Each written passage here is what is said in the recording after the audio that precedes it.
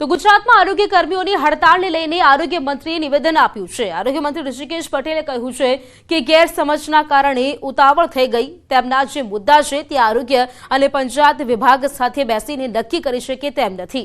राज्य स्तरीय अधिकारीओ साथे बेसीशुं।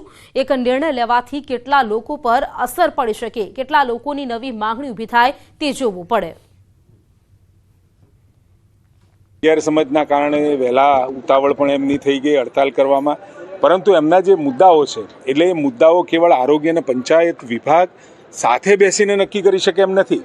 एमां केटलाय पासाओ विचारवानो आवे। ग्रेड पी नो विषय, पगार वधारवानो विषय के राज्यनी 8,000 जेटली केडरोने अथवा तो पंचायतनी केडरोने क्यांक ने क्यांक असर थाय ए प्रकारना निर्णयनी मांग हती। एटले एना माटे राज्य स्तरीय अमे बेसीशुं।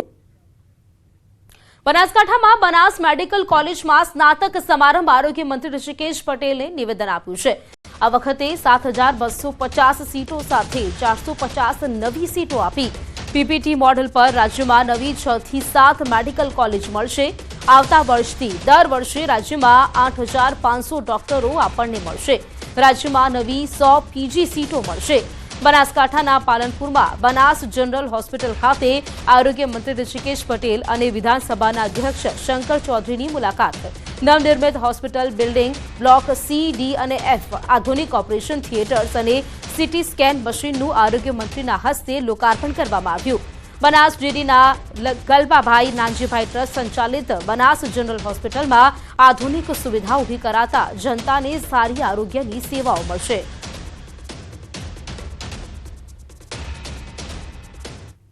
ધોરાજી નગરપાલિકામાં આખરે પ્રમુખની વરણી કરી લેવામાં આવી છે। પાયલબેન ધોળકિયાને સર્વાનુમતે પ્રમુખ જાહેર કરવામાં આવ્યા। નોંધનીય છે કે આ પહેલા સંગીતાબેન બારોટ પ્રમુખ હતા, પરંતુ તેમનો દારૂ સાથેનો વિડીયો સોશિયલ મીડિયા પર વાયરલ થયો, તેથી તેમણે પદ સંભાળ્યાના 13 જ દિવસમાં રાજીનામું આપ્યું હતું। ત્યારે પ્રમુખ પદ ખાલી પડતા વોર્ડ નંબર 4ના પાયલબેન ધોળકિયાની પ્રમુખ તરીકે વરણી કરવામાં આવી છે। તેઓ 2.5 વર્ષ માટે પાલિકામાં પ્રમુખ પદનું પદ સંભાળશે।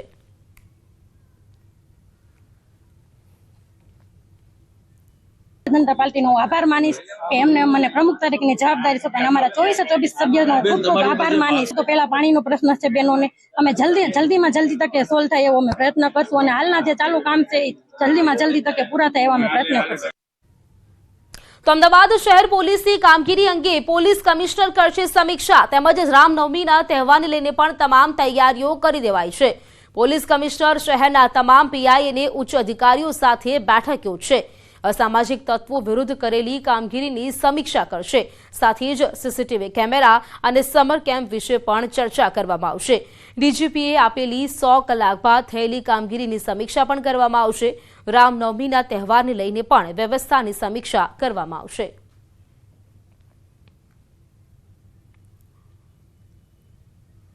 रामनवमीना जे शोभायात्राओ छे एनी आपणे बधु समीक्षा करी छे। खास करीने अमुक सेंसिटिव एरियाओथी जे दरियापुर शाहपुर बाजू जे निकलवाना छे एनी आपणे खास बंदोबस्तनी व्यवस्था करी छे। एक एसआरपीनी कंपनी आपणे एक्स्ट्रा मांगी छे, 15 ऑलरेडी अपनी पासे छे अने व्यवस्थित एमे आपणे we are well prepared. Police हमेशा लेट आती है आ डायलॉग ने हवे गुजरात पुलिस खोटो साबित करशे। सामान्य रीते कोई घटना बने त्यारे पुलिस ने जाण कर्या बाद पीसीआर वानने पहोंचवामां समय लागतो होय छे, परंतु हवे आ समस्यानो उकेल गुजरात पुलिसे शोधी काढ्यो छे।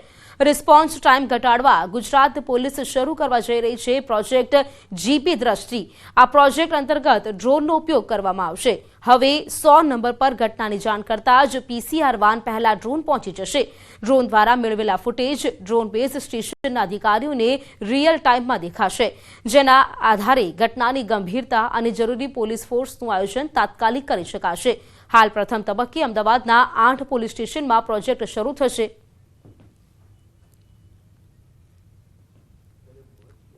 कोईपण व्यक्ति 100 नंबर पर क्यारे पण फोन करे कोईपण घटना ने इन्फॉर्म करवा माटे एटले 100 नंबर आजे जे पीसीआर वेन ने इन्फॉर्म करे छे एज रीते ए ड्रोन बेस स्टेशन ने पण इन्फॉर्म करशे आ घटना बाबतमां। एटले पीसीआर वेन पण रवाना थाय अने ड्रोन पण रवाना थाय। आपणे छेल्ला 10 दिवसथी अमदावाद शहर अने सूरत शहरना अमुक विस्तारोमां આ ડ્રોન કઈ રીતે ત્યાં ઘટના સ્થળે પહોંચે છે એ અંગેની પાયલટ પ્રોજેક્ટ પણ કરવામાં આવી હતી. તો ભાવનગરમાં વર્ષો પહેલા જાહેરાત કરાયેલ gems and jewellery park, CNG port, Alang scrapyard સહિતની યોજનાઓ ફક્ત વાતો સમાન જ સાબિત થઈ છે. આ યોજનાઓ થકી એક પણ યોજના સાકાર થઈ નથી. આ પ્રોજેક્ટની જાહેરાત થયાને 15 વર્ષ જેટલો સમય થઈ ગયો છતાં હજુ સુધી કામ શરૂ કરાયું નથી. કેન્દ્રીય મંત્રીઓ દ્વારા આ યોજનાઓની જાહેરાત કરાઈ હતી. ભાવનગરના નવા બંદર ખાતે સીએનજી પોર્ટ કાર્યરત થશે તેવી જાહેરાત કરાઈ હતી, જેમાં દક્ષિણ ગુજરાતથી સીએનજી ગેસ આ પોર્ટ પર લાવવામાં આવશે. તો આવી જ રીતે અલંગ ઉદ્યોગને ધ્યાનમાં રાખીને વાહનો સ્ક્રેપ કરવા માટે, રિસાયકલ કરવા માટે એક નવો ઉદ્યોગ આકાર લેશે તેવી પણ જાહેરાત કરવામાં આવી હતી. અને ત્રીજી જાહેરાત જેમ્સ એન્ડ જ્વેલરી પાર્ક નિર્માણ કરવામાં આવશે તેવી હતી. પરંતુ આ બધી જાહેરાતો માત્ર હવામાં કરવામાં આવી હોય તેવું દેખાઈ રહ્યું છે. બીજી તરફ શહેરમાં આંગળીના વેઢે ગણી શકાય તેટલા જ પ્લાસ્ટિક ઉદ્યોગ કાર્યરત છે. ભાવનગરમાં એક સાથે મોટી સંખ્યામાં વર્કરોને રોજગારી આપી શકે તેવો પણ એક પણ ઉદ્યોગ નથી બચ્યો. ત્યારે હવે રોજગારીને લઈને પણ લોકોમાં ચર્ચાઓ થઈ રહી છે. જેમ્સ એન્ડ જ્વેલરી પાર્ક બનાવવા માટે થઈને ડાયમંડ એસોસિએશને જહાંગીર મિલની જમીન જે સરકાર જીઆઈડીસી હસ્તક છે એ પાર્ક બનાવવા માટે વર્ષોથી એ લોકો પ્રયત્ન કરી રહ્યા છે, એમના ઉદ્યોગના આગેવાનો અને તમામ.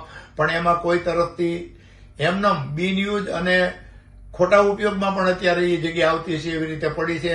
હજી વ્હીકલ સ્ક્રેપ યાર્ડ અલંગની નજીક બનાવવું એવું સરકારની ઘોષણા છે, ઈરાદો છે, પણ એમાંય વિશેષ કોઈ પ્રગતિ થઈ એવું લાગતું નથી. ડાયમંડની વાત કરીએ તો જયારે 2012માં જયારે નરેન્દ્ર મોદી સાહેબ ભાવનગર ગુજરાતના મુખ્યમંત્રી હતા, ભાવનગર આવેલા, ત્યારે જાહેરાત કરી કે નિર્મલનગર હીરા બજારમાં જે સામેની જહાંગીર મિલની જગ્યા છે ત્યાં જેમ્સ એન્ડ જ્વેલરી પાર્ક એટલે ડાયમંડ પાર્ક બનાવવામાં આવશે. જો તે સમયે જે તે સમયે એ નિર્ણય મોદી સાહેબનો યોગ્ય હતો પણ એનું અનુકરણ કરવામાં આવ્યું હોત તો આજે ભાવનગરની શકલ અલગ હોત. ભાંગતું ભાવનગર નહીં, ઓલરેડી ભાવનગર ભાંગી ગયું છે. હું એટલા માટે કહું, એક સમયે ભાવનગરમાં એક બાજુ ડાયમંડ, એક બાજુ અલંગ અને એક બાજુ પ્લાસ્ટિકના કારખાનાઓ, પછી તમે કુંભારવાડાથી લઈ કરચલિયા પરા સુધી પ્લાસ્ટિકના પાટીના કારખાનાઓ ચાલતા. કમનસીબે આજે હું તો એવું માનું પ્લાસ્ટિક તો સદંતર બંધ થઈ ગયું પ્લાસ્ટિક. અને અલંગની વાત કરીએ, અન્ય બધી ડ્યુટીઓ નાખીને અલંગમાં એક સમયે હું એવું માનું છું હજારો માણસો એની ઉપર નિર્ભર હતા. આજે કમનસીબે બહુ લિમિટેડ